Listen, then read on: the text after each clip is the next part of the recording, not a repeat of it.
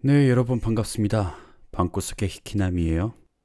저는 지금 일상이 똑같기 때문에 하루하루 일 열심히 하고 그렇게 살고 있습니다. 그리고 하루에 한 번씩 카페에서 글도 쓰고 제가 최근에 영화 크루엘라를 봤거든요. 디즈니 영화답게 그냥 무난하게 잘 만든 영화인 것 같아요. 특히 여성분들이 가장 좋아할 만한 그런 영화였습니다. 그러니까 추천드리겠습니다. 그리고 제가 외국에서 헤드폰을 주문했는데요. 해외 배송이다 보니까 지금 일주일째 넘게 하루하루 그걸 간절히 기다리면서 그렇게 살고 있습니다. 내일쯤에는 올 수 있을까? 아마 다음 영상에서는 그 헤드폰을 쓰고 게임 BJ처럼 나타나지 않을까 싶네요. 네, 여러분. 제가 글로리아 스코토 2부까지 읽어드렸죠? 오늘은 3부 그리고 마지막까지 읽어드리겠습니다. 듣고 마음에 드셨다면 구독과 좋아요 버튼, 하고 싶으신 말씀은 댓글로 부탁드릴게요. 그럼 시작하겠습니다. 사랑하는 아들에게, 아버지는 지금 수치스러운 비밀을 폭로당하고 비참한 운명에 빠지려 하고 있다. 그러나 아버지가 죽도록 괴로워하고 있는 것은 법의 심판을 받거나 사회적인 지위를 잃게 되리라는 두려움 때문이 아니다. 아버지를 사랑하고 존경하는 네가 아버지 때문에 세상에 뜨거운 눈총을 받게 될까 안타까운 것이다. 하지만 나를 영원히 따라다니는 죄가 마침내 폭로되었을 경우 내가 범한 잘못을 네가 직접 분명하게 알 수 있도록 이 편지를 써둔다. 그 반대로 만일 모든 일이 무사히 넘어가 우연히 네가 이 편지를 손에 넣거든, 너의 사랑하는 어머니를 생각해서 또한 아버지에 대한 애정으로서 네가 이것을 불태워 다신 이것을 생각하는 일이 없기를 바란다. 따라서 네가 불행하게도 이 편지를 읽는 경우에는 아버지는 이미 옛날에 죄가 드러나 구속당해 있을 것이다. 아니, 그보다도 넌 알다시피 아버지는 심장이 나쁘니까 아마 이 세상에 없을지도 모른다. 아무튼 여기에 적은 이야기는 모두가 진실이니 그렇게 알아라. 아들아, 아버지의 성은 트레버가 아니다. 젊을 때의 이름은 제임스 아미타지라고 했다. 이것을 밝히면 언젠가 너의 친구가 내 팔에 새겨진 JA라는 문신의 흔적을 보고 아버지의 비밀을 추리해낸 것 같은 암시의 말을 했을 때 내가 왜 그토록 충격을 받았는지 이해가 갈 것이다. 아버진 아미타지란 이름으로 런던의 은행에서 일하고 아미타지란 이름으로 법의 심판을 받아 유형에 처해졌던 것이다. 아들아, 아버지의 죄를 가혹하게 책망하지 말길 바란다. 난 도박으로 빚을 졌는데 메꾸어 넣을 수 있을 것으로 생각하고 은행 돈을 몰래 썼던 것이다. 그러나 믿었던 바가 틀어져 마침내 공공횡령죄가 발각되고 말았다. 30년 전의 법률은 현재보다 가혹했지. 난 23세의 젊은 나이로 멀리 오스트레일리아로 떠나는 범선 글로리아 스코토에 다른 38명의 죄수들과 함께 쇠사슬에 묶여 떠나는 신세가 되었다. 그것은 크리미아 전쟁 중인 1855년의 일이었는데 그 전까지 죄수 수송선은 대개 흑해에서 항해하는 수송선을 사용했다. 그러나 당시 죄수 수송선에는 낡고 작은 배를 써야만 했지. 글로리아 스코터는 중국을 상대로 한 무역에 쓰였던 구식 범선으로 뱃머리가 무겁고 선체가 넓어 새로운 쾌속선에 쉽게 추월당하는 고물이었지. 톤수는 500톤으로 38명의 죄수 외에 선원이 28명, 호송 군인이 18명, 선장 1명, 항해사 3명, 의사와 목사가 각 1명, 간수가 4명으로 모두 합해 100명에 가까운 인원이 타고 있었다. 죄수들이 갇힌 독방과 독방 사이의 칸막이는 죄수 전용 수송선처럼 단단한 박달나무가 아니고 아주 얇고 약한 판자였지. 그런데 이웃한 독방의 죄수는 일행이 항구로 호송되었을 때 유난히 나의 주의를 끌던 사람이었다. 밝은 얼굴에 수염이 없는 청년으로 머리를 쳐들고 가슴을 활짝 펴고 꼿꼿한 자세로 걸었다. 남달리 큰 키가 눈길을 모았는데 키가 2미터는 좋게 되었을 것이다. 어느 얼굴이나 슬픔과 피로에 찌들어 있었지만 그 청년만은 싱싱하고 기운이 넘치는 것이 신기했던 것이다. 난 그의 얼굴을 보면서 마치 눈보라 속에서 모닥불을 찾은 것 같은 그런 느낌을 받았고 그가 내 옆방에 수용된 것을 기쁘게 생각했다. 한밤중에 귓전에서 속삭이는 소리가 들리기에 벌떡 일어나 보니 그 청년이 칸막이 구멍을 뚫고 말을 걸어오는 것이었다. 여보게 친구, 자네 이름은 뭔가? 왜 이런 신세가 되었지? 아버지도 그 청년이 옆방에 수용된 것을 기쁘게 생각하고 있던 터라. 난 제임스 아미타지라고 하네. 라고 소개한 뒤 배를 타게 된 이유를 사실대로 얘기하고 그 청년에게 똑같은 질문을 했지. 난 잭 프렌더게스트. 나와 사귀어서 손해볼 일은 없을 걸세. 난 그 이름을 듣고 그가 관련된 사건을 생각해낼 수 있었지. 그것은 내가 체포되기 얼마 전에 전국적으로 떨썩했던 사건이었기 때문이야. 프렌더게스트는 가문도 좋고 재능도 풍부했으나 어찌된 일인지 무엇을 훔치는 버릇이 있었던 것이었어. 그래서 그는 여러 차례에 걸쳐 런던의 인류 보석 상점에서 많은 보석을 훔쳤고 마침내는 체포당하기에 이른 것이었다.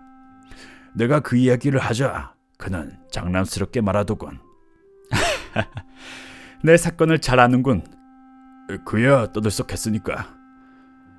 한데 자네는 그 사건에서 묘한 점을 발견하지 못했나? 묘한 점이라니?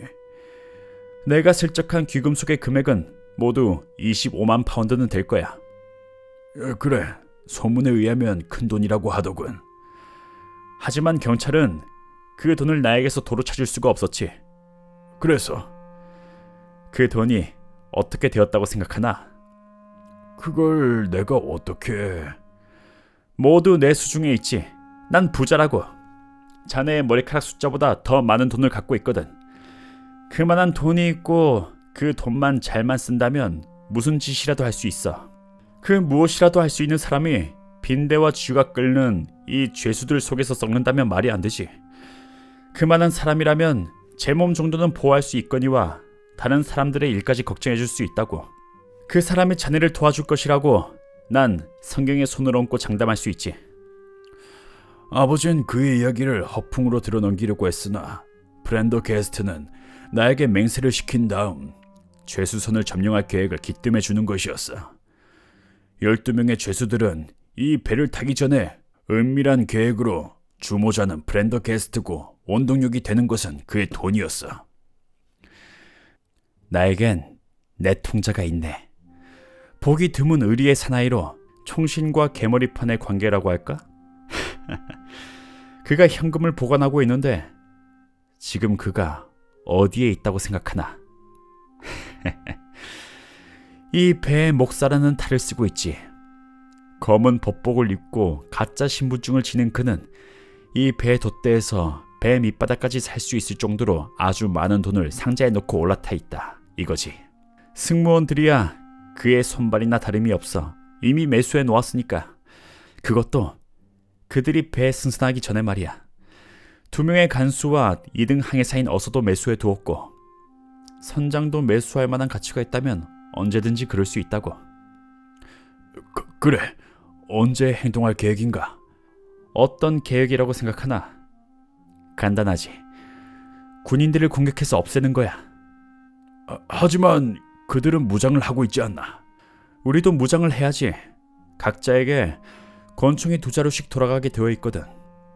승무원들까지 매수해놓고 배를 점령하지 못한다면 우린 모두 여학교 기숙사에 보내자에 마땅해. 오늘 밤 왼쪽 독방의 동지에게 이야기해서 믿을 수 있는 사람인지 시험해봐줘. 난 그의 지시대로 왼쪽 방의 죄수에게 이야기를 걸었다. 그도 내 나이 또래의 젊은이로 문서 위조라는 죄명으로 들어와 있었지. 이름은 에반스라고 했는데 나중에 아버지처럼 이름을 바꾸고 지금은 남부 잉글랜드에서 평온히 살고 있었다.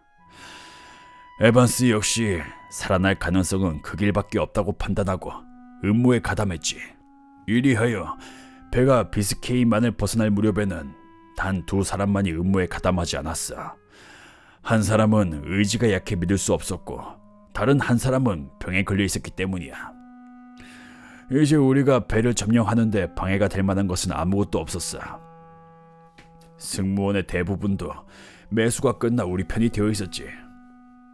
가짜 목사는 그리스도 교회의 선교용 팜플렛이 가득 들어있는 것처럼 보이는 가방을 들고 선교를 구실 삼아 자주 독방을 순례했다. 그리하여 3일째에는 독방마다 사슬을 끊을 줄 하나, 권총 2자루, 화약, 그리고 총알 20발씩 감춰두기에 이르렀다. 간수 2명은 프렌게스트의 앞잡이였고 2등 항해사는 그의 오른팔과 같은 존재였어. 따라서 우리의 적은 선장, 항해사 2명, 마틴 중위와 18명의 군인, 그리고 의사뿐이었어. 물론 만사가 우리에게 유리했지만 우린 경계를 게을리하지 않았고 밤중에 기습을 하기로 작전을 굳혔다. 그러나 기회는 갑자기 찾아왔고 무서운 결과를 초래했다. 출범하고 3주가량 지난 어느 날 밤, 의사가 갑작스럽게 병에 걸린 죄수를 진찰하러 왔다가 죄수의 담요 밑에 권총이 숨겨져 있다는 것을 발견했던 것이었다. 의사가 만일 못 본 채 하고 그 자리를 떠나 군인들에게 알렸다면 우리의 음모는 실패로 끝났을 거야. 그러나 그 의사는 겁에 질려 비명을 질렀고 병에 걸린 죄수는 의사가 눈치챈 것을 알고 덤벼들어 그의 입에 재갈을 물리고 나무 침대에 묶었다.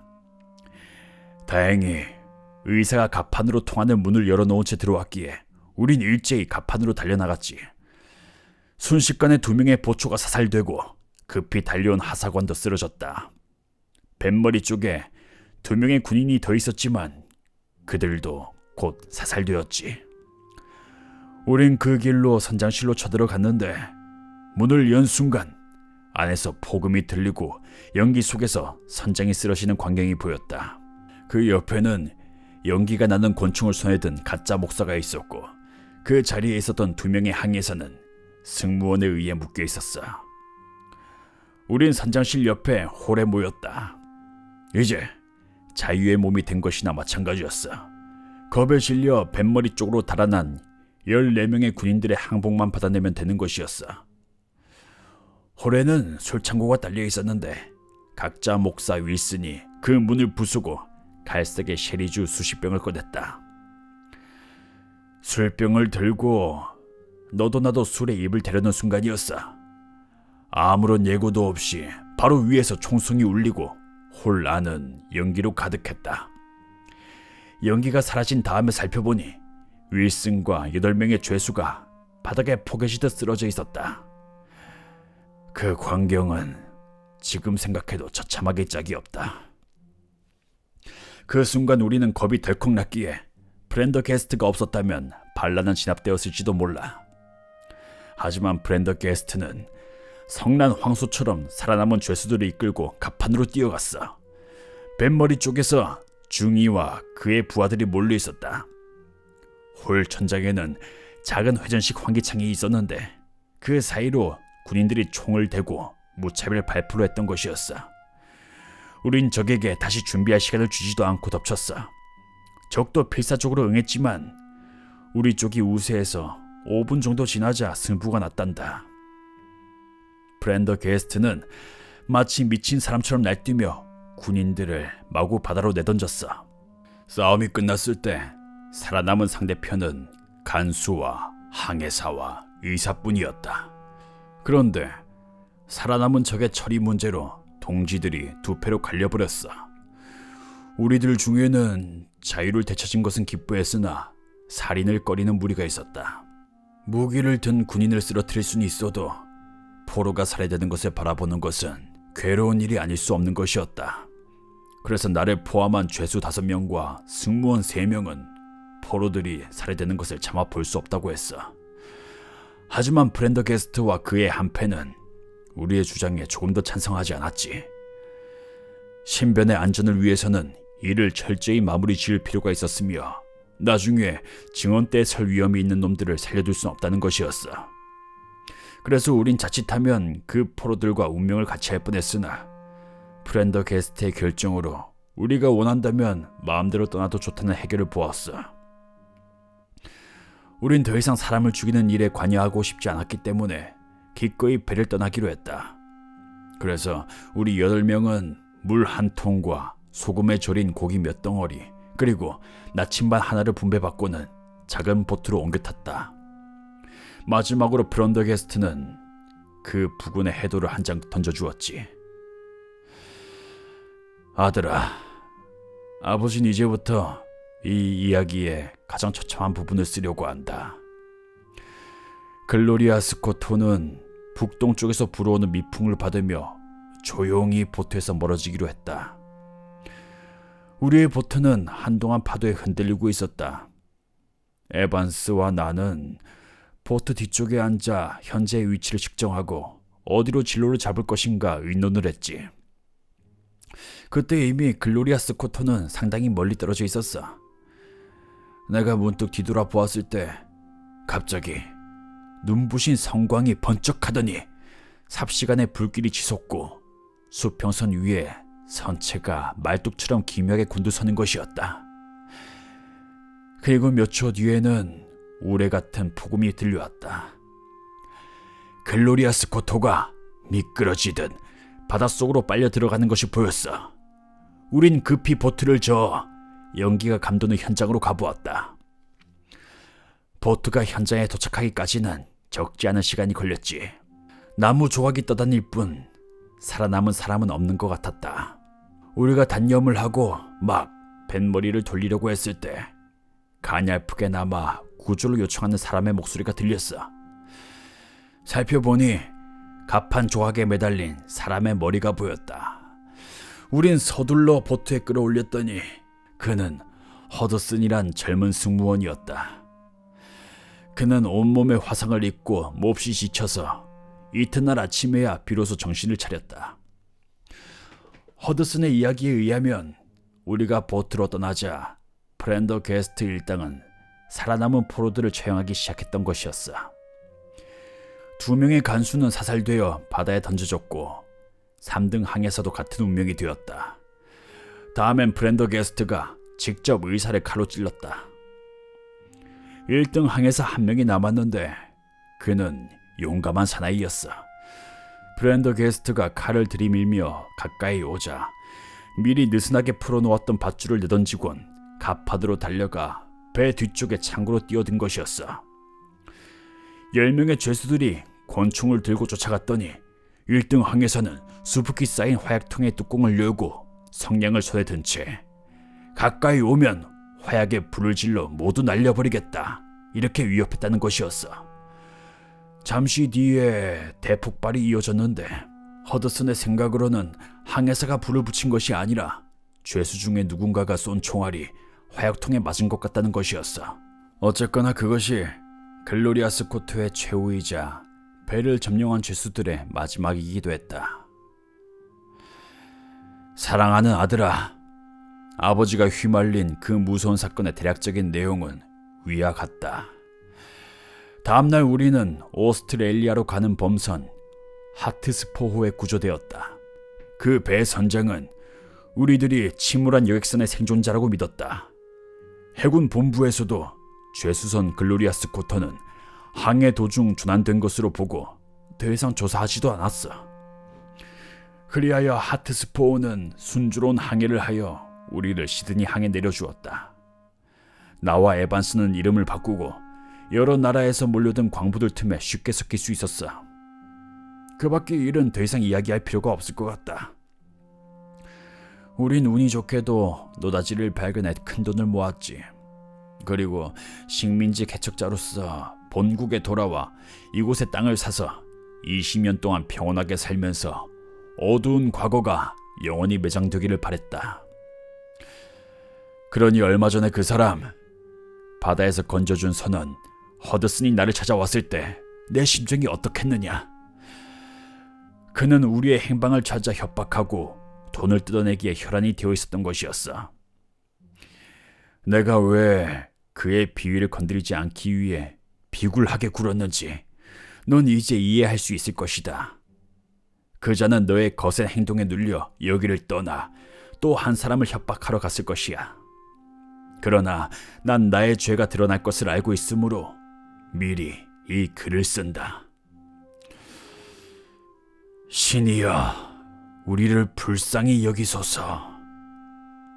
그날 밤 내가 트레버 노인의 아들 빅터에게 읽어준 이야기가 이걸세. 빅터는 불쌍한 아버지의 일로 크게 마음을 상하여 모든 것을 정리하고 인도로 건너가서 그 뒤 사업에 성공했다는 소식을 들었어. 거머리 같은 허드슨과 비도스로 이름을 바꾼 에반스. 그 뒤에 어떻게 되었는지는 알 수가 없어. 둘 다 자취를 감춘 거야. 허드슨이 그 부근에 나타났다는 것을 보았다는 사람들의 말에 의해 경찰에선 허드슨이 비도스를 살해하고 멀리 도망간 것으로 믿고 있어. 하지만 난 진상은 그 반대라고 생각하네. 비도스는 꼼짝도 할 수 없는 궁지에 몰려 달아나란 편지를 띄우고 허드슨을 죽여 복수한 것이 아닌가 생각되네. 그리고 가능한 한 많은 돈을 챙겨 멀리 다른 나라로 도주했을 걸세. 이상이 이 사건의 전부라네. 만약 자네의 기록에 도움이 된다면 언제라도 사용하게나. 네, 여러분. 이렇게 해서 글로리아 스코토 마지막까지 읽었습니다. 아버지가 범죄자였고 그 아버지가 젊을 때 범행 당시에 살려준 단 한 명의 포로. 그 포로가 수십 년 뒤에 찾아와서 자신의 목숨을 위태롭게 했다. 이 이야기가 제가 예전에 읽어드린 어느 에피소드와 아주 내용이 흡사한 것 같은데 그 에피소드가 무엇이었는지 지금 기억이 안 나네요. 가물가물한데 혹시 아시는 분은 댓글로 적어주시면 감사하겠습니다. 네, 저는 다음에 다른 에피소드로 찾아오겠습니다. 그때까지 모두 건강하시고요. 들어줘서 고맙습니다. 모두 좋은 밤 되시길.